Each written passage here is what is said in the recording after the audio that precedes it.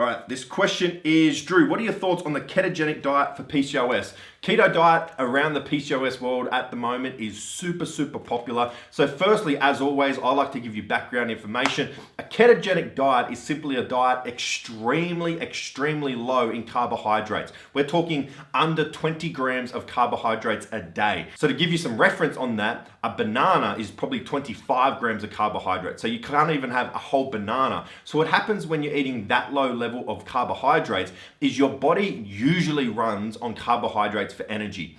We break down our carbohydrates into glucose, and that's what the cells of your body uses, especially your brain. But when you're not eating carbohydrates, so you don't have that regular supply of glucose to fuel your body needs that energy from somewhere, so then it will turn to fat, it will convert that fat into ketones, and it will use ketones for energy. Just think of, like, instead of using petrol, we're now using solar. So it's using those ketones for energy, hence the ketogenic diet. Now, the reason the ketogenic diet could be beneficial for PCOS is largely due to this insulin resistance and insulin response. So whenever you eat anything, whether it's protein, carbs, fat, or a combination, you will have an insulin response to that. When you eat it, you digest it, your body releases insulin to store that energy. Now, out of those three macronutrients, protein, carbs, fat, carbs has the highest insulin response. So if you already have insulin resistance, you want to keep your insulin levels as even as possible. So if you're having a high carb diet,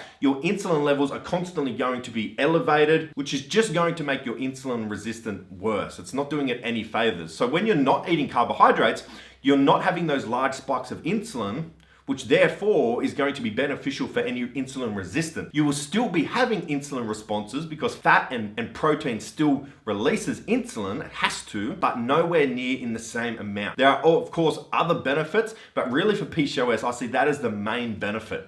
Now, do you have to go keto? I would say you don't have to. Now, for some people, it's going to work amazing. You'll lose weight, you'll feel great, you'll be able to sustain it long term. Perfect. For others, it won't work. It won't work for your lifestyle, it won't work for your budget, it won't work for your taste, it won't work for your body.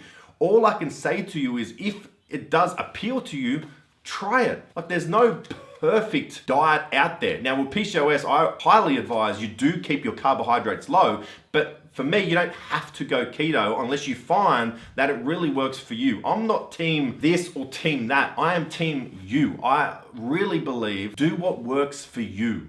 That is the most important thing. What works for your body, what works for your PCOS, what works for your budget, what works for your taste buds, what works for your lifestyle. If you find that keto is the diet for you, perfect. Keep going.